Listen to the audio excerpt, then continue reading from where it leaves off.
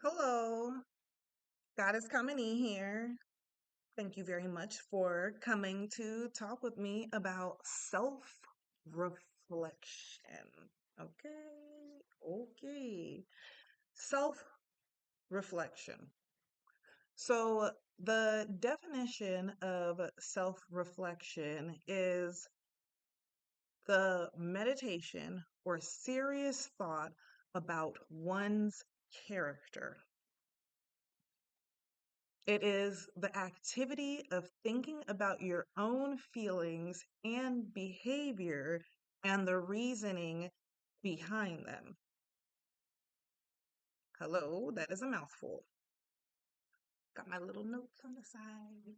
Okay, yay, we're about to do something. All right.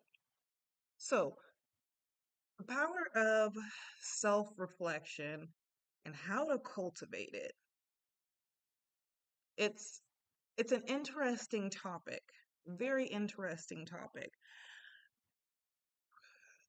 The reason why you always want to have self reflection is because you want to hold yourself accountable.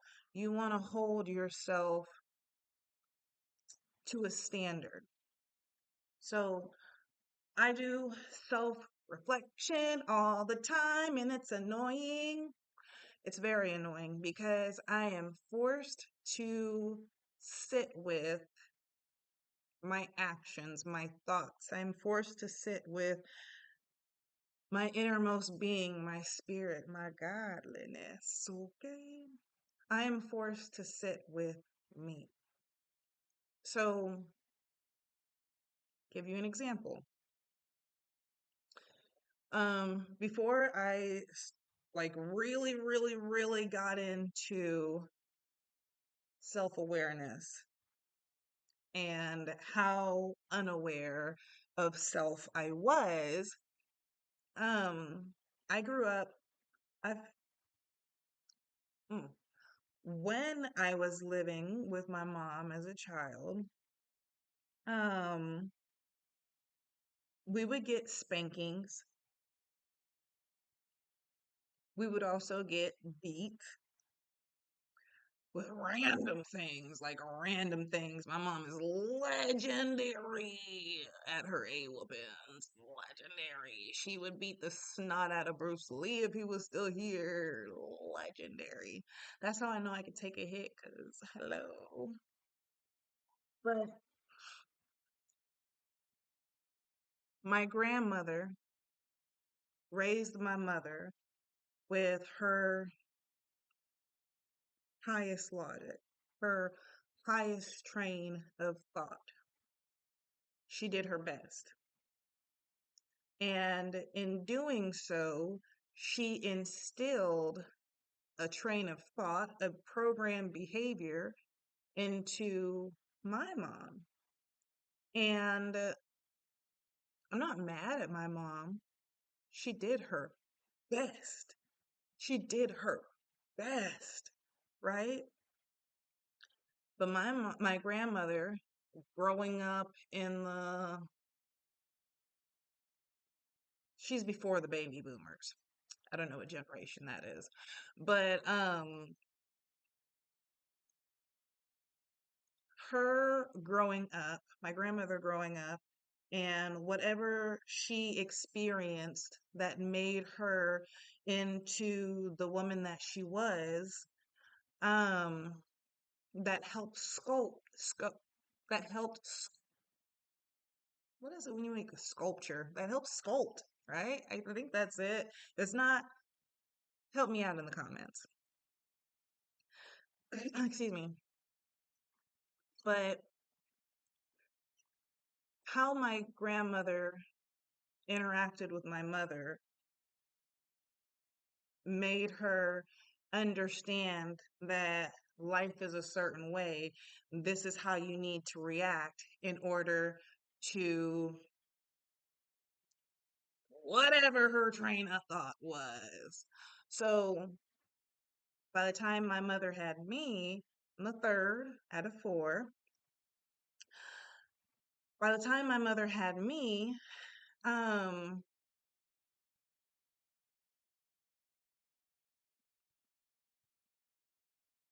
she still did her best, right?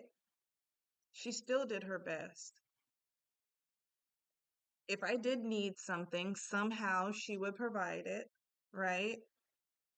She was a good mom. She is a good mom, right? But there was no, my mom worked so much, there was no talking to her. My mom, I remember at one time in my life, uh, shoot, I had to be maybe like, I don't know, maybe like 13, 14, somewhere around there. And she worked 45 minutes away from the house. Her first job was cleaning houses. She would get off of that job and she'd leave the house like 7, get to her job at 8. She'd get off that job at 4:30, anywhere from 4:30 to like 5:30, and she would go to her next job. Great thing about her next job was it was only like 5-10 minutes away from her first job. 2 jobs is for 2 people. Just want to let you know that. So she would go to her second job, which was at a Texaco, and she sometimes worked the overnight shift. Um, but most of the times she would sleep in the parking lot, wake up, go inside, and my mom is super like OCD, so she brushed her teeth and like cleaned her face and everything, and super, super OCD. That's not the point. But she would sleep in her car, wake up, go to her next job, and then come back to the house. When she wasn't at the Texaco for her second job, she would be right next door. There was this steak restaurant, and at that restaurant, she would a lot of times um work an 8-hour shift. If she wasn't cleaning houses, she was more than likely going to work a double. And that's what she knew. That's what her highest level of thinking was. Now, by this time, my mom had already been in the military, served our country. She was wounded in Kuwait. Um, but this was her train of thought. And so I never really understood why she would always be so aggressive and agitated and like, rah. I never really understood as a child. But when I started my journey, I realized that my mom, I love her, but she is an adult child. It is what it is. Me as an adult, I realize I am an adult child, right? If this is everything that there is to know in the universe, and this is securely what I know. I got this on lock right here. This portion, I know it. This portion is all the stuff that I know that I don't know. Like over here, I know how to help somebody with self awareness. I know how to market a business. I know how to do accounting. I know all the business stuff. I know it. I can manage a company. I can scale that business for you. No problem. Over here, I don't know mechanics. Don't talk to me about underneath the car hood. Like, don't do that. I don't know anything about it. Don't. There's certain things that I know that I don't know. But all of this right here, this is stuff that I don't even know that I don't even know. It hasn't even crossed my path yet for me to know that I don't even know it yet. My mind is infantile. Let me give you another example. This avatar of mine is 35 years old, right? Yeah, 35 years old. Let's say I live to be 100. That's 100 years. It's a long time. Build up a lot of knowledge in between then, right? But whether you believe in God, the universe, whatever, that entity has been here for thousands of years or however long, right? Science says blah, blah, blah, however long. So when you compare my years to those years, I am but a child. And my mom used her highest level of thinking in order to raise me for the time that she did and to raise my other two older siblings. Now, I say all that because I want you to understand I'm painting the picture. I'm Mr. Bob Ross. Okay, yeah. It's a tism coming out, y'all. It's a tism. So, my grandmother used her highest level of thinking to raise my mother. My mother used her highest level of thinking to raise me for the time that she raised me. The programming that she put into my head, she thought that it was the right programming. Me as an adult, I realized that that programming was a virus. Now, why was it a virus? So, a big part of self reflection and why I do it every day, all the time, like all throughout the day. There's never enough time for you to do inner child healing, self reflection. It's this almost the same thing. Now, my grandmother would yell at me, "Get out of here!" My mom, she didn't necessarily yell at me like that, but it was the same dang thing, right? My grandmother beat my mom black and blue.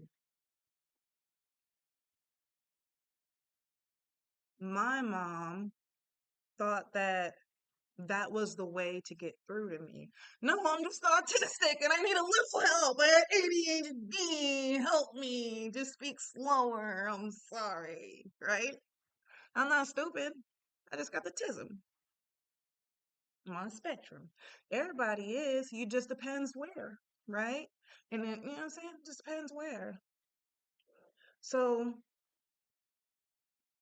I brought that up to explain why self reflection is so important. And if you hear me having an accent, my family is from Panama, the country. I was born in Okinawa, Japan. That's why I have an accent sometimes. My mom like beat it into us that we needed to have a proper to speak properly. So that's why I'm always like still it's programming in my head. You have to speak properly or it's not right, you know? But that's what she was taught. You got to blend in. Americans, they usually know one language, you know two, right? But they don't need to know that. So when my son was about 2 or 3 years old, I called him. I was like, "Hey, yeah." But I had a surprise for him. And my mom was like, "Why did you call him like that? Why do you always talk to him like that?" And I was like, "What are you talking about?" And she's like, you see how he's scared coming up to you? Why are, why you talk to him like that? Why you talk to him like that?" And I was like, what? Because you taught me that's how you talk to a child. You taught me that's the level of respect that I gotta have for this kid. You know, he's here not by choice, by force. And therefore, I gotta deal with it. It's what you taught me. I didn't tell my mom that because, hello, I value my life. What? But that's what's going on in my head. Now, after she said that, I was like, I can't talk to him like that anymore. My older sister, she was on this gentle parenting kick, and she's like, you gotta put him in a chair and put him in timeout. They'll learn something. I tried it, and then I was like, okay, I'd rather have the spanking or the beating because I get my licks, I cry about it, and I go off and I do whatever, right? I go mind my business as I quiet. Don't make noise, right? But if I'm in timeout, I'm over here, I'm gonna think about all the stuff that I could have did that was so much worse. Why am I in trouble like this? This is ridiculous. Flip the table over. So he was 5 years old when we started this when we started this gentle parenting thing, and we were in Guam. I had this nice 3 bedroom, 2 bathroom. It was nice. Living in Guam is really nice. I'm stateside now. But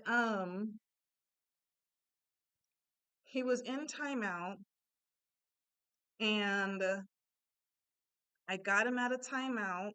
You're supposed to do how old the child is. That's the time that you have him in there, whatever.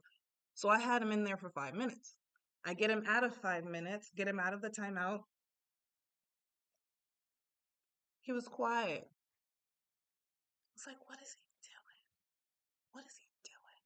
So I've got ninja feet because I grew up, you're not supposed to be heard, period. So I grew up and had to be quiet. So I ninja feet over there to him. And this little boy, oh, I could have picked him up and yeet. I could have. I didn't. He's over there at the light switch, turning it on and off. He knows what he was doing because my baby's smart. My baby's smart. I said, okay, this is what you do. This is what you do. Let me get this up out of you right now. And he's fearful. He was afraid for his life. If any moment he thought he was going to meet his maker, not me, his maker, it was that moment in time. And I said, you're going to pay me rent. He said, what? I said, you want to act up? You want to do all these things? You want to be grown? You're going to pay me rent. This is what rent is. How much do you think you should pay me every single month? And he's looking through his money. He's got a little allowance, and I don't know how, but he would just always have money. Like, what? But me as a child, I always had money because I do my little thing. I used to sell cookies. Like, well, that's another story for later. So he always had money. So he was like, okay, here, mom, this is what I have.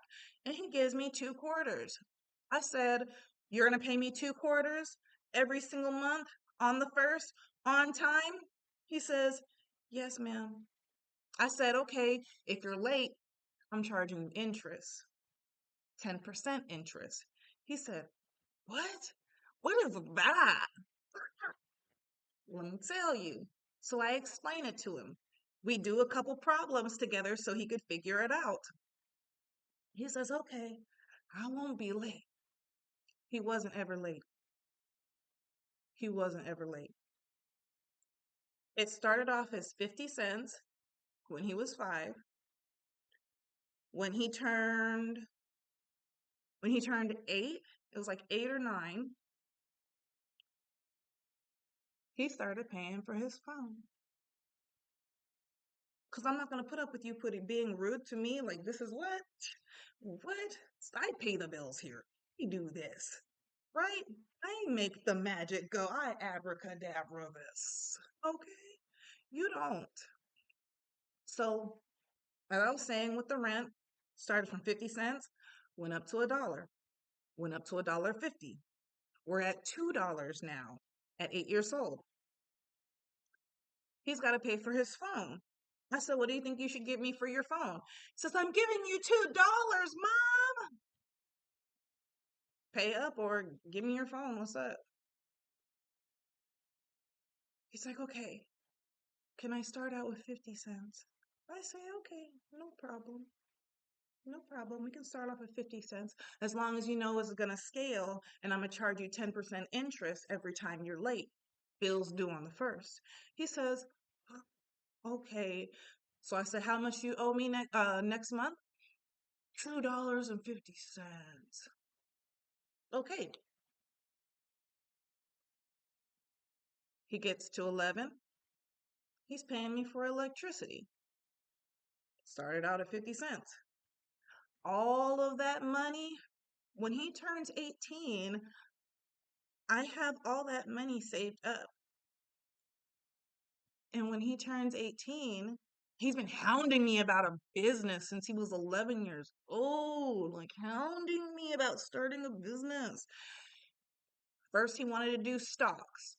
I didn't have the money for stocks, and I'm not going to take it out of his little money. No. So this year, 12, I'm starting him a business, starting it in July. I already did all the LLC stuff, but let me digress. I found something that gets to him more than a whooping. I'm not going to say I never place my hands on him because if I give you chance after chance after chance and you still trying me, you're going to write these sentences. And if you still trying me, you're going to catch this fade. It is what it is. You get a spanking or you do push-ups, sit-ups, and jumping jacks. What's up? Now, my baby is very sick. Um, he was diagnosed with a lot of different things. So I don't like hitting him. Also, getting up to spank a child, that's so annoying. It's a lot of work. I gotta put effort into that. So I do it logically. I'm a gangster, I'm a gangster, right? I do it logically. And I want to instill in him that you don't have to hit somebody to get your point across. So, for my self reflection, for that one instance in time where my mom said, "Why are you yelling at him like that?" was, oh my gosh, this is a virus in my computer. Because when you're a little baby, you have this little brand new baby. It's a brand new computer. You put all the apps that you want on there, right? You go to the sites you want to go to. You play the games you want to play and stuff. It's a computer. Well, with this child, it's the same thing. So whatever you instill in that child and whatever he sees you do or she sees you do, they will do too, right? So I made it a point to walk it how I talk it. And by me reflecting on everything, it's truly helped me out. So whenever somebody triggers me, instead of me yelling at them, I say, why is this triggering me? Ah, trauma. Okay, put a pin in that. This person needs to be checked right now. Excuse me? Please don't do that. It's very unnecessary. Don't do that. This is what you could have did. This is what you could have said. And you would have had a better result with me. And that's how I talk to my child too, right? Now, I talk to everybody like they're a kindergartner. So you can understand me. There's respect. You know what's up. And you feel you feel like you're valued, you know? So it is extremely important to self-reflect. It helps with problem solving and emotional intelligence. Now, if you are triggered when you have a realization of something and It's hard for you to get past because this isn't easy. This isn't easy. Self reflection reveals to you what you don't like most about yourself because it was what probably what you didn't like that was done to you at some point in time. But just because something was done to you doesn't mean that you have to go do it to somebody else. Nobody has to walk in your shoes. Nobody has to live your life. You don't need to make somebody experience the same hurt or heartache that you experienced just because you experienced it. They say hurt people hurt people. Hell nah. You bet not. That's what my niece says. That's what she says. She says, Weezy. That's what she says. She's 4 now, and it's so funny. And that's in my head all the time. Whenever somebody says something that triggers me or something that's disrespectful, immediately in my head, it's like, Weezy, gonna take that. Weezy, not. So funny. But this is not an easy process. It's not an easy process. It is not. And if you have somebody to do it with, even better. Like the more I grow, what I've noticed is my son grows too. And whenever he says something to me and he's like, that's just what I do, mom. That's a habit. I bring up stuff that I used to do. And I say, I changed this. If I'm an adult and I can change my ways because I see it doesn't do anybody any good, why can't you? And he's like, self reflection. And it's little by little. It doesn't happen overnight. It's not some wave the wand and you're good. No, you got to cry about it. It's got to hurt a little bit. You got to love yourself because however somebody programmed you is not your fault.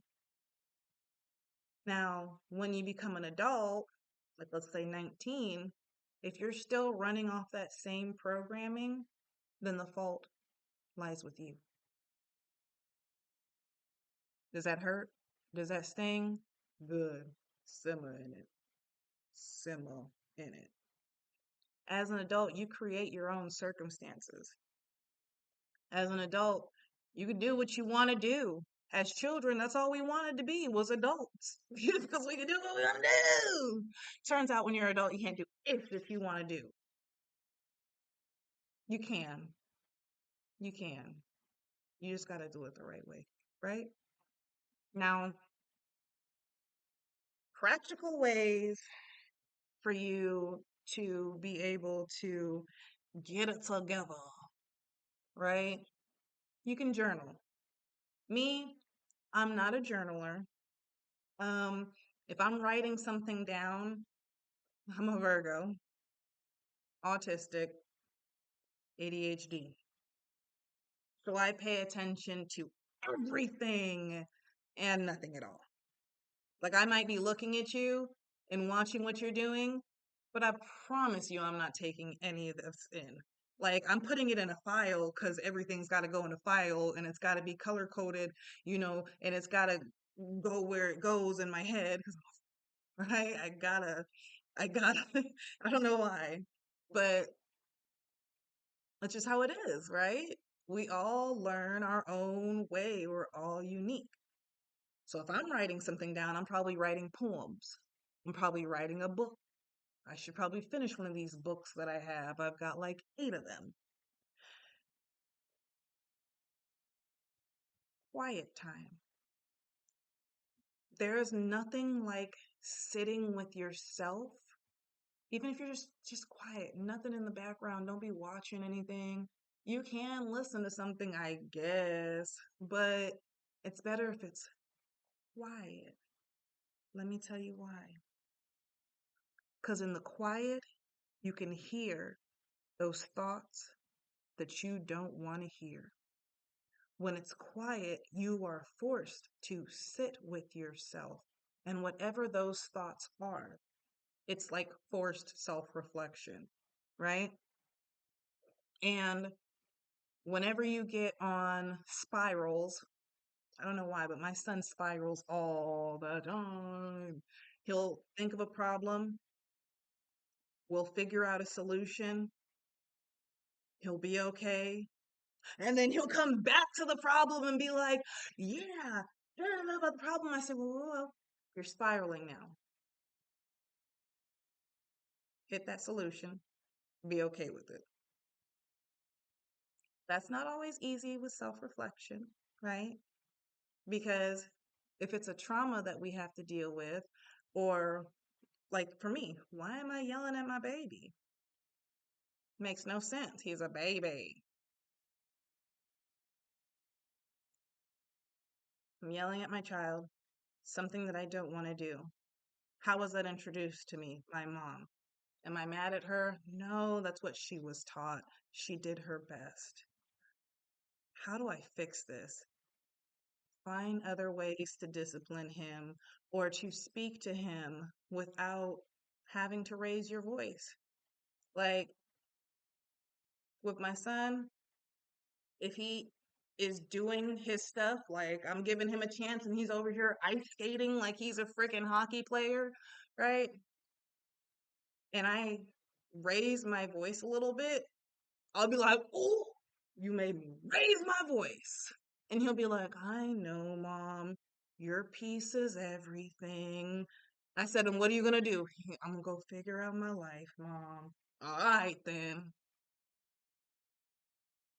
But it takes time. Don't beat yourself up.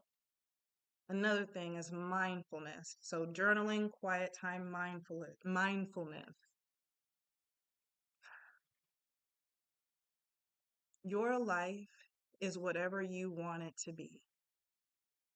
And your outside world is a reflection of your inside world. And once you realize that you you're not the viruses that were put into you.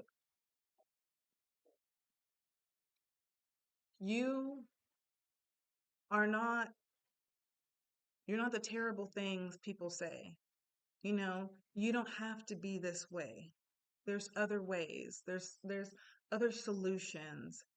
You know, of course, there's people who love to be in victim mentality, and those are people I can't jive with. I'm not going to feed your little victim thing that you got going on because I don't feed mine. If there's something that I need to do, but it's a pain for me, I'm going to get it done because I don't want to have to deal with it later. Sooner I get it done, the sooner it's off my dang plate. Let's go, right? Who wants to deal with that? So, in the morning or at night, take 10, 15 minutes. Dig real deep on something that happened not to you, but for you today. People think things happen to them, but they really happen for them because all lessons are blessings and everything in life is a test, except for when you get those exams, right? So take 10, 15 minutes. If your incompetent boss that's never there yelled at you for something that you did it correctly, but they just want to yell because it is what it is, you know, reflect on it. Why does this trigger you? Because I'm an adult, I ain't no child, I ain't this person's child, and I'll fight him. Okay? No, that's not what you do. That's not what you say. You reflect on it. Why did it trigger you? How can you explain to your boss that this isn't the way that it's not business professional. Don't talk to me like that. We have HR and I will talk to them. Or if you don't have HR, record him talking to you like that. Take it to his boss. Get a couple of those recordings. Take it to his boss. We're going to solve this somehow. You're either gonna learn how to talk to me, or guess what? I got a lawsuit on my hands. Hey, I'm getting some money. No. Control yourself. Um, yeah. Take time to reflect. Know that it isn't easy. I'm here for you. Like, share, comment. Your comments not only help my page grow as well as your likes and shares, right? But your comments help me know that I'm speaking to you in a way in which you understand what's going on. Your comments help me know that I resonated with somebody. So, like, share, subscribe, comment, right? Thank you so much for being here. Truly appreciate it. And I need you to come on and shine your light, because that's how I see in my darkest of times. Thank you for being here. God is out.